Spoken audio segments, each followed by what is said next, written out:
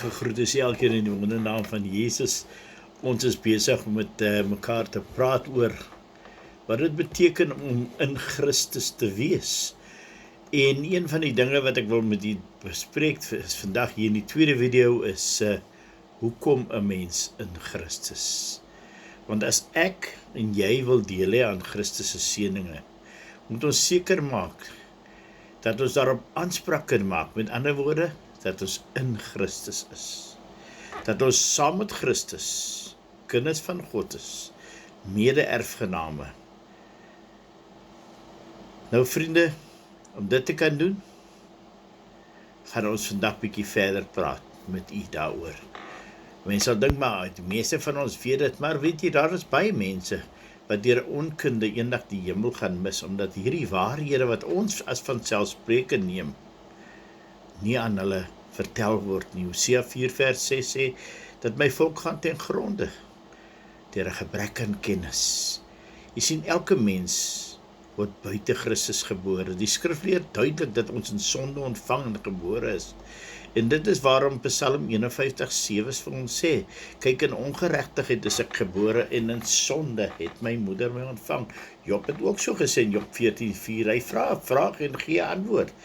Hy vra basies, kan 'n vrou geboorte gee aan 'n kind wat op pad hemel toe is? Hy sê nie een nie, want hy sê, kan 'n reine voortkom uit 'n onreine? Nie een nie, want die vrou is onrein, sy moet gered word eers. En alhoewel sy gered is en sy kind geboorte gee aan die kind, moet hy kind ook eendag gered word. Vriende, as die Bybel sê, kyk, in ongeregtigheid is ek gebore en in sonde het my moeder my ontvang, en beteken dit dat elke mens eintlik met sy rug na God gebore word en al verder van God af beweeg, soos hy voortgaan op hulle lewenspad. En daarom wat die Bybel ook vir ons dan ook sê, dat daar in Romeine 3 vanaf vers 10 tot 12, dat daar is niemand regverdig nie. Let wel, daar is niemand regverdig nie. Selfs nie een nie. Dis nie my woorde nie, God se woord. Hy sê, daar is niemand wat verstandig is nie. Daar is niemand wat God soek nie.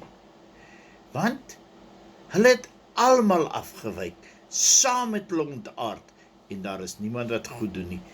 Daar is selfs nie een nie.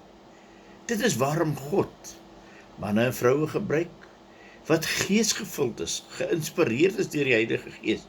Want dit is die werk van die Heilige Gees, wat kom woon in daardie persoon se liggaam, om daai mense te oortuig. Weet jy, 'n prediker kan nie iemand oortuig nie. Dit is die Heilige Gees se werk, maar ons moet onsself oopstel.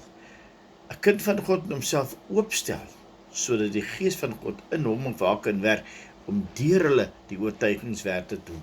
Jy sien vriende, ons is almal in ons onwedergebore toestand. In die natuurlike onwedergebore toestand staan ons buite Christus, ver van God. Soos die Bybel sê, ons is eintlik vyhandig teenoor God. Maar alleen deur die bloed van Jesus Christus kan ons naby aan God en in Christus kom.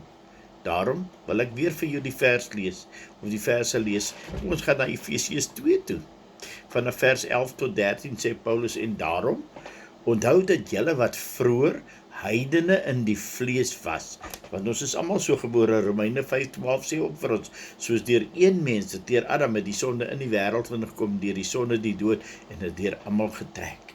Nou sê hy, daarom omdat julle wat vroeër heidene in die vlees was en onbesnedenis genoem is deur die sogenaamde besnydenis in die vlees wat met hande verrig was, dat julle in die tyd sonder Christus was. Hy praat hier met die manne.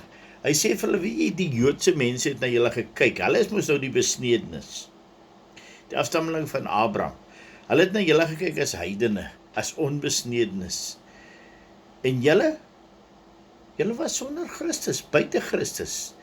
Laat ek lees wat sê die vers verder, dat julle in die tyd sonder Christus was, vervreemd van die burgerskap van Israel, vreemdelinge ten aansien van die verbonde van die belofte, sonder hoop en sonder God in die wêreld.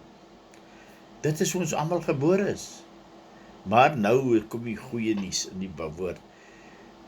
Maar nou in Christus Jesus het julle wat vroeër ver was, naby gekom deur die bloed van Christus. Want jy sien, Jesus is die weg, hy is die waarheid en die lewe, en niemand sal tot die Vader kom behalwe deur Jesus nie. Vriende, ons is almal gebore sonder hoop, sonder God. Sonder hoop en sonder God is die onwedergebore mens, dis buitekant Christus, uitgesluit van God se seëninge, maar die oomblik as jy omdraai, jou bekeer van jou verkeerde weë, jou omdraai en God se genade aanbod aanvaar van die verlossing wat Jesus vir jou bewerk het, word jy begenadig in Christus Jesus en kan jy weet dat jy die verlossing in hom verkry het. Daarom sê Paulus ook vir ons weer in Efesiërs 1 vers 6 en 7, tot lof van die heerlikheid van sy genade, waarmee hy ons begenadig het in die geliefde. In hom het ons verlossing deur sy bloed, die vergifnis van die misdade na die rykdom van sy genade. Nou vriend en vriendin, die mens wat buite Christus gebore is ook in die mag van die duisternis, maar ons kan slegs deur God self, op grond van die werk, die versoeningswerk van Jesus, dit wat hy aan die kruis vir ons gedoen, kan ons vrygemaak word, verlos en in Christus geplaas word. Kolossense 1:13 en 14 sê, hy wat ons verlos uit die mag van die duisternis en oorgebring het in die koninkryk van die seun van sy liefde, in wie ons die verlossing het deur sy bloed, naamlik die vergifnis van ons sonde. Nou as ek vir Jesus aanneem, as jy vir Jesus aanneem, salig maak en verlos, dan word ons kind van God volgens Johannes 1 vers 12. En as ek hom innooi in my hart en in my lewe, en ek vra hom om daarin te kom woon en daarin te kom regeer, want onthou wat het hy gesê in Openbaring 3:20, kyk ek staan en klop aan die deur. As jy oopmaak, sal ek inkom jou maaltyd hou. Ja, dan kom hy in. As ek in hom glo, in Jesus glo, want hy is ons die weg, hy is die waarheid en die lewe. Die Vader het hom gestuur, is die wil van die Vader dat ons die Seun aanneem, die genadegawe uit sy hand uit aanneem, sy Seun Jesus Christus, dan sal ons gered word. Jy sien, as ek vir Jesus aanneem, plaas ek myself in sy hand, en dan hou hy my vas, sodat niemand my weer uit sy hand kan ruk nie. Soos hy beloof in Johannes 10 vers 27 tot 29, hy sê, my skape ken my stem en hulle volg my, en niemand sal hulle uit my hand uitdruk nie. Jy sien, maar dit gebeur deur bekering en wedergeboorte. Dan kom ek in Christus, en hy in my, en ons word een met hom. Nou vriende, hierdie waarheid van Jesus Christus, om een te word met hom, is so groot en wonderlik, dat 'n mens dit beswaarlik kan verstaan. Maar ons moet toch nie met ons beperkte breintjie probeer om God se grootheid, God se goedheid, God se genade te kan bedink nie. Ons moet net glo. Alles wat ons vra in gebed sal ons ontvang as ons glo. As ons vra om gered te word, sal ons ook glo. Jy sien, Jesus verduidelik dit baie duidelik vir ons wanneer jy gaan lees Johannes 15.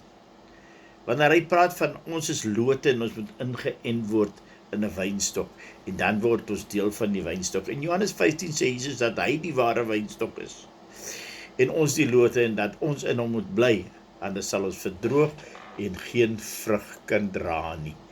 Ek wil afsluit vir ons, en vir jy sê, in Romeine 11:17 word daar gepraat van 'n wilde olyf wat ingeënt is op die makolyf, en wat so deel geword het van die wortel en die vettigheid van die olyf. Dit is presies wat gebeur wanneer ek en jy wat ongelowig is was, 'n wilde nikswerdloot versoen word met God, word ons as te ware ingeënt op die beste wingerdstok, naamlik Jesus Christus, en so word ons een met hom, dat sy krag en sy lewenssap van hom af deur ons vloei, en ons dan die ingeplante lote kan dan ook heerlike vrug dra. Tot ons weer praat, God seën nie. Mooi dag verder. Vader seën elkeen, seën ook die woord in Jesus naam bid ons dit. Amen.